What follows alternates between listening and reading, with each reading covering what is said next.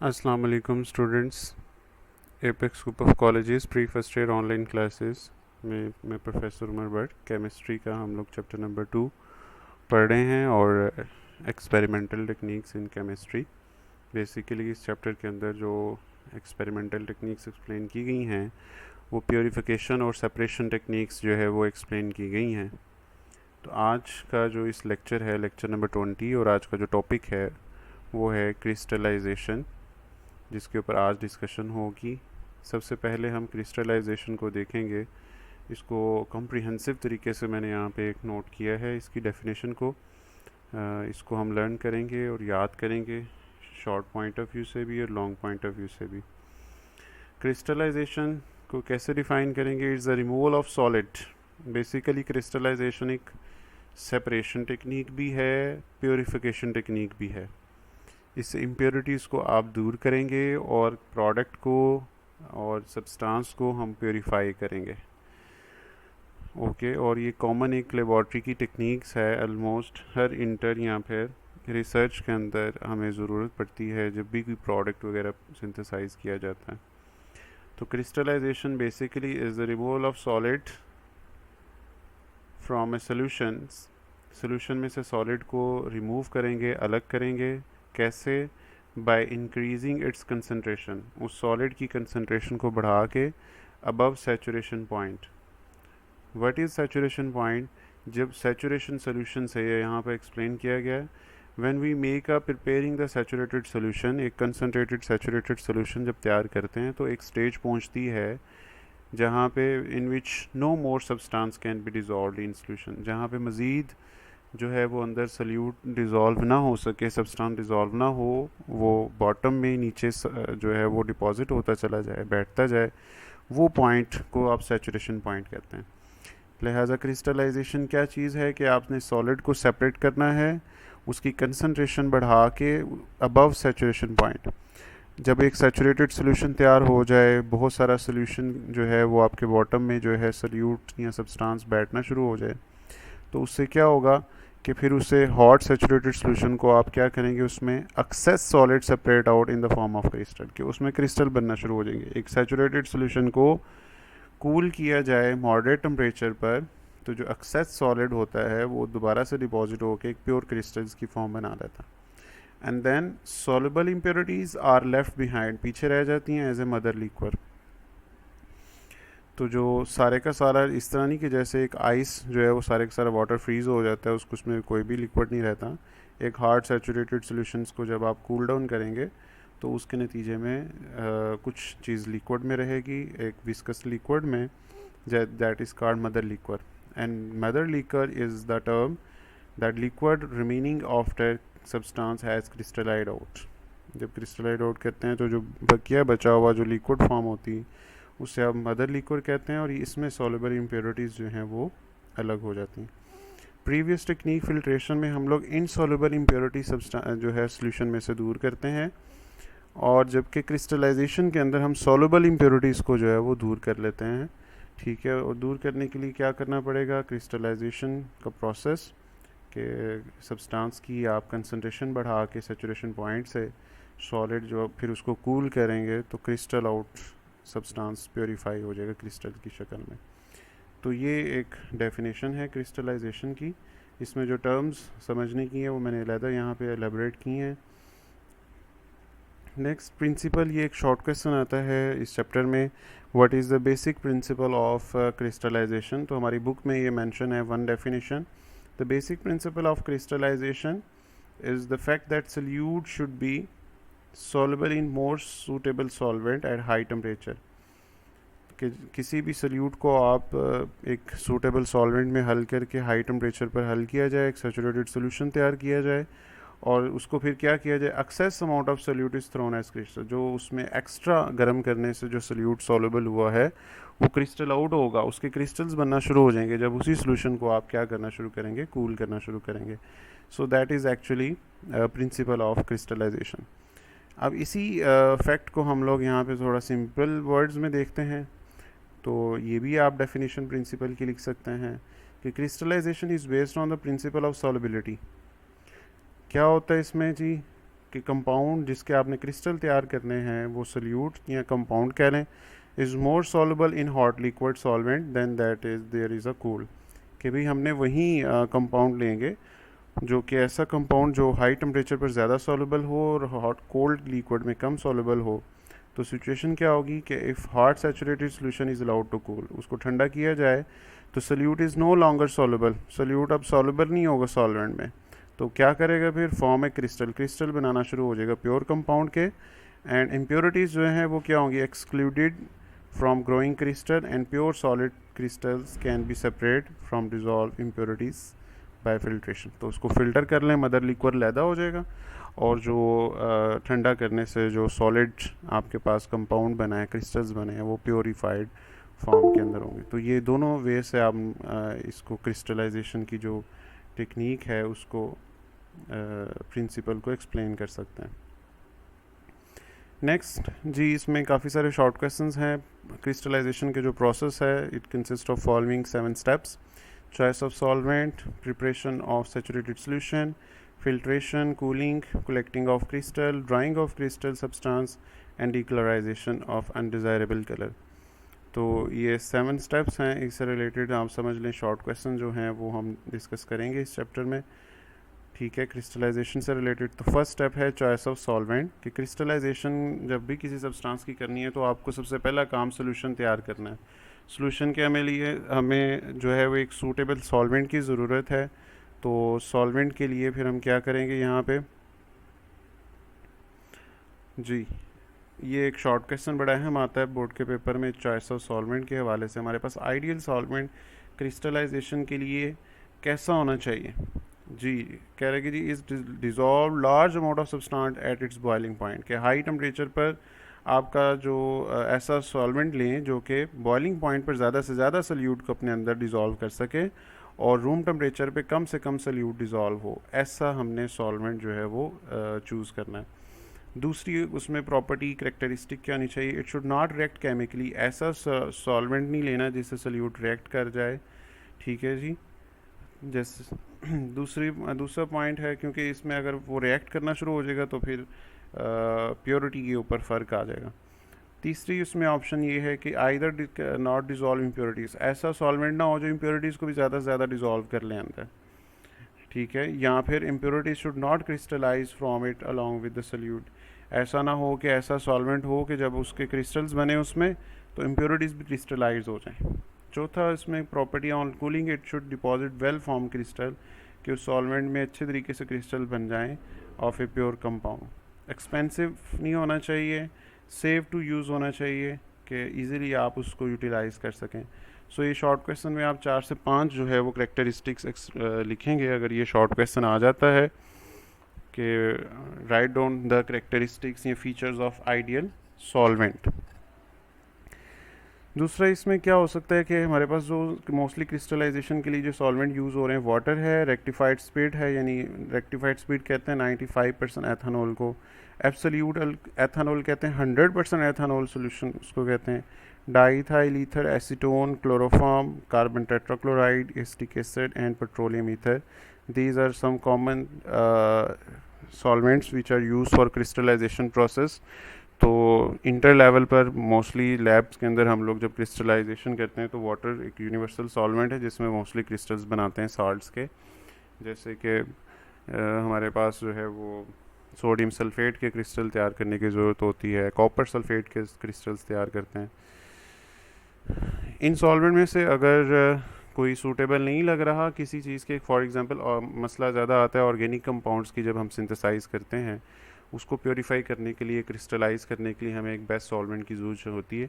अगर इनमें से कोई एक सूटेबल नहीं है तो लिखा हुआ है जी कंबाइन कर लिया जाए, कम्बिनेशन मोर और टू मिसिबल सॉल्वेंट, एक से ज़्यादा सॉल्वेंट मिक्स करके हम लोग एज ए सॉल्वेंट क्रिस्टलाइजेशन के लिए यूज़ कर सकते हैं। तो ये भी एक पैराग्राफ जो है वो हम देख लेंगे इसमें जी। क्रिस्टलाइजेशन में नेक्स्ट स्टेप है प्रैक्टिकली, अगर हम देखें कि हमने जब सॉल्वेंट सेलेक्ट कर लिया, फ़र्ज़ करें हम इसमें डिस्कस करने जा रहे हैं कॉपर सल्फेट के हवाले से, सारी जो स्टेप्स हैं इसमें हम कॉपर सल्फेट को देखेंगे, उसकी एग्जांपल को जस्टिफाई करेंगे। तो नेक्स्ट स्टेप है जब सॉल्वेंट सेलेक्ट हो गया तो हमने प्रिपेयर करना है एक सैचुरेटेड सोल्यूशन।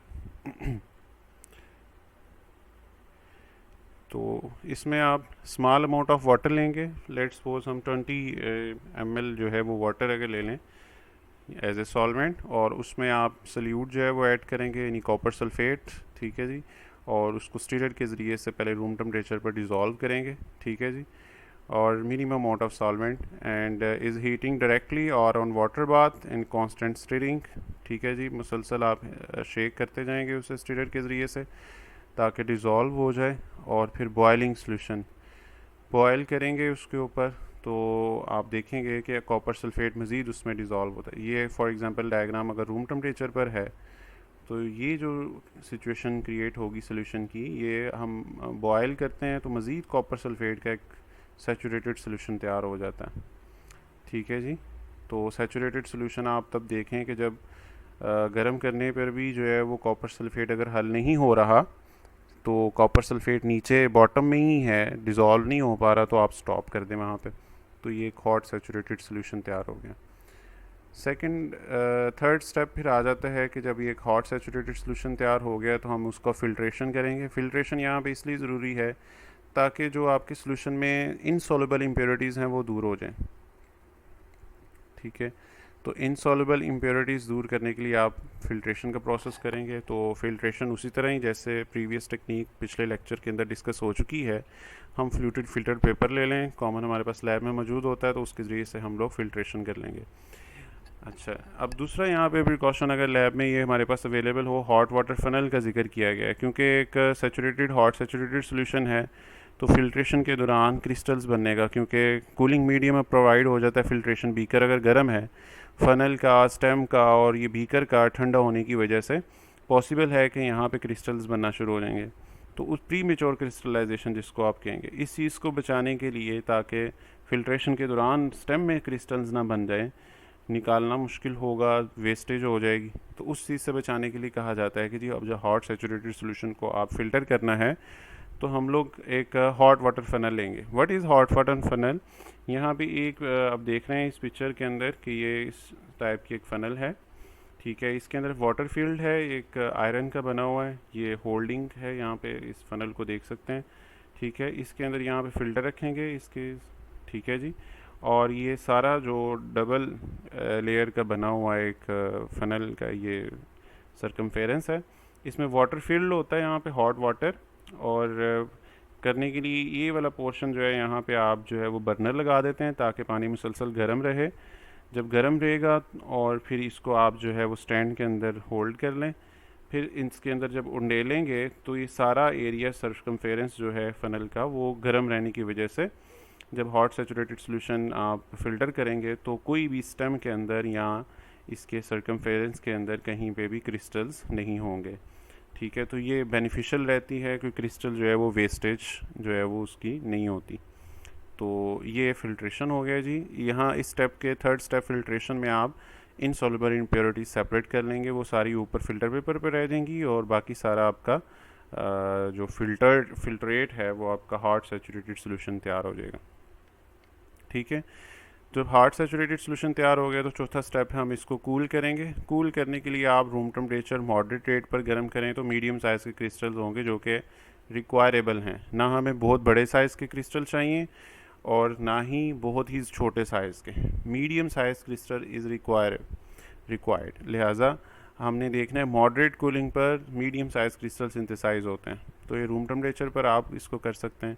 स्लो कूलिंग अगर करेंगे, अगर लैब का टेम्परेचर ही बहुत ज़्यादा है, हॉट है, तो या फिर कोल्ड बहुत ज़्यादा है, तो स्लो कूलिंग की वजह से बिगर क्रिस्टल्स बनेंगे, और बिगर क्रिस्टल बनने से सॉल्वेंट के अंदर जो इम्प्योरिटीज़ हैं वो भी साथ उसके अंदर शामिल हो जाएंगी। लिहाजा ना ये हमें बहुत स्लो कूलिंग करनी है, बिगर साइज़ के क्रिस्टल्स बनेंगे, और अगर आपने हॉट फास्ट कूलिंग की है तो उसमें क्रिस्टल ब्रेक हो सकते हैं, ठीक है। लिहाजा इसमें आप बीकर में जब आपने फ़िल्ट्रेट कर लिया तो इसमें यहाँ पर जैसे कि डायग्राम में आप देख रहे हैं कि क्रिस्टल कूलिंग से आहिस्ता आहिस्ता बनना शुरू हो जाएंगे। जब क्रिस्टल बन गए तो नेक्स्ट स्टेप है जी कलेक्टिंग ऑफ। फॉर एग्जांपल ये हॉट सैचुरेटेड सोल्यूशन है, इसमें आप कूलिंग करेंगे तो यूँ क्रिस्टल्स बनना शुरू हो जाएंगे अंदर, ठीक हो की बात।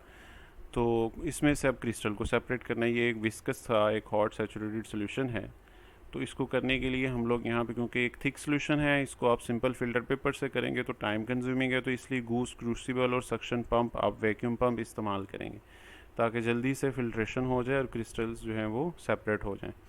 तो लिहाजा ये आपके पास ये जो क्रिस्टल्स प्योरीफाइड कॉपर सल्फेट के हैं, और ये जो बाकी बचा हुआ यहाँ पे हमारे पास जो लिक्विड है इस पेट्री डिश में, ये हमारे पास मदर लिक्विड है। ठीक है, पहले बात हो चुकी है डेफिनेशन में, तो मदर लिक्विड, लिहाजा मदर लिक्विड को और अपने प्योर क्रिस्टल्स को हमने सेपरेट करना है, तो हमें फिल्ट्रेशन करनी है। सक्शन पंप लगा के हम लोग गूस क्रूसिबल के ज़रिए से इसको फ़िल्टर कर लेंगे। ठीक है, और क्रिस्टल्स को वॉश भी कर लेंगे इसी स्टेप के अंदर के वो जिस अगर वाटर में बना है तो वाटर उंडेलेंगे आप उस गूस क्रूसिबल के ऊपर, ताकि जो क्रिस्टल्स है वो वॉश आउट हो जाए और सक्शन पंप अप्लाई करें। ठीक है जी, कोल्ड सॉल्वेंट के ज़रिए से। तो ये कलेक्टिंग ऑफ क्रिस्टल का स्टेप हो गया। नेक्स्ट है जी, अब जब क्रिस्टल आपके सेपरेट हो गए तो अब हमें उसको ड्राई करना है। ठीक है, जैसे कि ऊपर वाले स्टेप में यहाँ पे ये ड्राई किए हुए क्रिस्टल्स हैं। ठीक है, मदर लिक्विड इसमें से सेपरेट हो गया। अगला काम है कि आपने इसको ड्राई करना है, खुश करना है। तो यहाँ पे तीन चीज़ें हैं, या तो आप फिल्टर पेपर के ज़रिए से आप ड्राई करेंगे। ठीक है जी, फर्स्ट स्टेप कि फ़िल्टर पेपर उसके ऊपर प्रेस करें, तो उसकी वजह से वो ऊपर जो सॉल्वेंट के वेट सॉल्वेंट होगा वो अब्जॉर्ब कर लेगा उसको। ठीक है, लेकिन इसकी वजह से प्रेस करने से क्रिस्टल टूट भी सकते हैं। दूसरा नुकसान इसका ये हो सकता है कि जो क्रिस्टल टूटने के साथ जो फिल्टर पेपर के फाइबर्स हैं वो एज इम्प्योरिटीज़ उसको कंटेमिनेट, गंदा करने के प्रोडक्ट को। ठीक है, तो ये इतना अच्छा तरीका नहीं है फ़िल्टर पेपर के साथ करने का। अवन में आप कर सकते हैं उसको ड्राई, लेकिन अवन में अगर आपने 100 डिग्री सेंटीग्रेड ऐसा टेम्परेचर रख दिया और वाटर भी हुआ उसमें, तो उसमें आपके क्रिस्टल मेल्ट होने का ख़दशा है।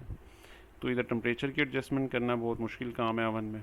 लिहाजा बेस्ट वे क्या है, मोस्ट रिलायबल, ये हमारा एक शॉर्ट क्वेश्चन भी आता है जी, what is the safe and reliable method to dry the crystal.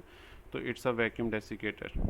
Vacuum desiccator एक ग्लास का बना हुआ एक हमारे पास ऑपरेटस है, जिसमें यहाँ पर एक परफोरेटेड ये एक जाली लगी हुई है बॉटम में, ये एक कंटेनर, एक पॉट ये है नीचे, और एक चैम्बर ऊपर यहाँ पे, दोनों में सेपरेटिंग है, एक परफोरेटेड जाली नुमा लगा हुआ एक बॉटम होता है, यहाँ ऊपर कवरिंग है।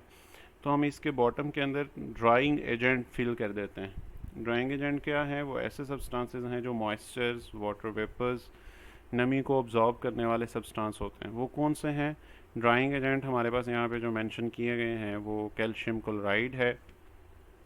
ठीक है, सिलिका जेल है, फास्फोरस पेंटॉक्साइड है, कंसनट्रेटेड सल्फ्यूरिक एसिड है। तो इसके ज़रिए से हम यहाँ पे फिल कर देते हैं। सिलिका जेल मोस्टली हम यूज़ करते हैं लैब में। ठीक है, तो सिलिका जेल फिल कर देंगे, और जो हमने यहाँ पे ये पेट्री डिश समेत हम लोग उठा के क्रिस्टल्स को इसके अंदर रख देंगे और सेवरल आवर्स के लिए ये इसके अंदर बंद कर देंगे। तो हम देखेंगे कि बगैर टच किए हुए क्रिस्टल को हम लोग ड्राई कर लेंगे। वो सारा मॉइस्चर जो है वो drying agent silica gel absorb कर लेगी और क्रिस्टल जो है वो ड्राई हो जाएंगे। तो ये शॉर्ट क्वेश्चन बढ़ाया है मैं वैक्यूम डेसिकेटर के ज़रिए से। लास्ट स्टेप जो है वो दैट एडिशनल है, वो यहाँ पे क्या मेंशन है जी, कि अगर क्रिस्टल फाइनली तैयार हुए तो उसमें अगर आपको कॉपर सल्फेट है, इसमें अगर ग्रीनिश कलर नज़र आ रहा है, कोई और रेड कलर आपको नज़र आ रहा है, कोई और कलर सब्सटेंसिंग क्रिस्टल्स में नज़र आ रहे हैं, तो वो किसी इम्प्योरिटी की वजह से हैं, जो कि किसी वजह से अंदर ऐड हो गए, कलरिंग एजेंट। लिहाजा उसको डीकलराइज करने के लिए हमें ये सारा स्टेप दोबारा से रिवाइज करना पड़ेगा, दूसरे स्टेप में जाना पड़ेगा जहाँ पे ये चीज़ मेंशन की गई थी जब आप हॉट सैचुरेटेड सोल्यूशन तैयार कर रहे होते हैं। तो डीकलराइज करने के लिए हम हॉट सैचुरेशन जब तैयार कर रहे होते हैं सोल्यूशन, तो उसमें हम एनिमल चारकोल एक है जो कि कोयले को आप कह सकते हैं, एक पिसा हुआ एक मार्केट से मिल जाता है। ठीक है जी, इसको एनिमल पाउडर फॉर्म में एनिमल चारकोल आप उस हॉट सैचुरेटेड सोल्यूशन में डाल देंगे, और जब उसमें उंडेलेंगे तो वो जितने भी कलर इम्प्योरिटीज़ होंगी तो ये उसको ऑब्जॉर्ब कर लेगा। उसको आप फ़िल्टर करें हॉट सैचुरेटेड सोल्यूशन को। ठीक है, तो ये एनिमल चारकोल सेपरेट हो जाएगा और कलर डीकलराइज भी उसको कर देगा। ठीक है, कलर इम्प्योरिटी वहाँ से, उसके बाद फिर आप उसको कूल करें डीकलराइज सब्सटेंस को। ठीक है, और क्रिस्टलाइजेशन का प्रोसेस कंप्लीट कर सकते हैं। तो ये हमारा जो है लास्ट स्टेप था क्रिस्टलाइजेशन का। लास्ट पे जी इस टॉपिक से रिलेटेड जो हमारे पास शॉर्ट क्वेश्चंस हैं वो इधर मेंशन कर दी गए हैं जिसको हम लोगों ने करना है। लास्ट यहाँ पे क्वेश्चंस हैं जी। मेन करेक्टरिस्टिक सॉल्वेंट्स पीछे स्लाइड्स के अंदर ये बड़े अच्छे से वहाँ पे लिख दिया गया है, वहाँ से आप नोट कर सकते हैं। अच्छा, यहाँ पे why there is need to crystallize the crude product. Crude product कहते हैं ऐसा प्रोडक्ट जो खाम हालत के अंदर मिला तो उसको खाम हालत में बहुत सारी और इम्प्योरिटीज़ अंदर शामिल होती हैं, इसलिए हमें क्रूड प्रोडक्ट को प्योरीफाई करने के लिए क्रिस्टलाइजेशन का प्रोसेस करना पड़ता है। और क्रिस्टलाइजेशन एक ऐसा प्रोसेस है जिससे आप सॉल्युबल इम्प्योरिटीज़ भी और इनसॉल्युबल इम्प्योरिटीज़ दोनों को आप सेपरेट कर लेते हैं। ठीक है जी, तो ये एक उसका आंसर आ गया। कलर इम्प्योरिटीज़ रिमूव करने के लिए क्या करना पड़ेगा, आपको डीकलराइजिंग एजेंट या डालना पड़ेगा जो कि एनिमल चारकोल है। फोर्थ क्वेश्चन है जी, what is most reliable method to dry the crystal. तो ये बताया कि वैक्यूम डेसिकेटर वाला जो पैराग्राफ है वो इसके आंसर्स में एलेबोरेट करेंगे। फिफ्थ नंबर क्वेश्चन है, what is the principle of crystallization. तो ये उसमें प्रिंसिपल वाले में मैंने दो डेफिनेशंस वहाँ पे प्रिंसिपल ऑफ क्रिस्टलाइजेशन नोट की हैं स्लाइड्स में, आप वहाँ से नोट करके इसके आंसर में लिखेंगे। बहुत शुक्रिया, आज का लेक्चर यहीं पे ख़त्म हुआ। जज़ाकल्लाह।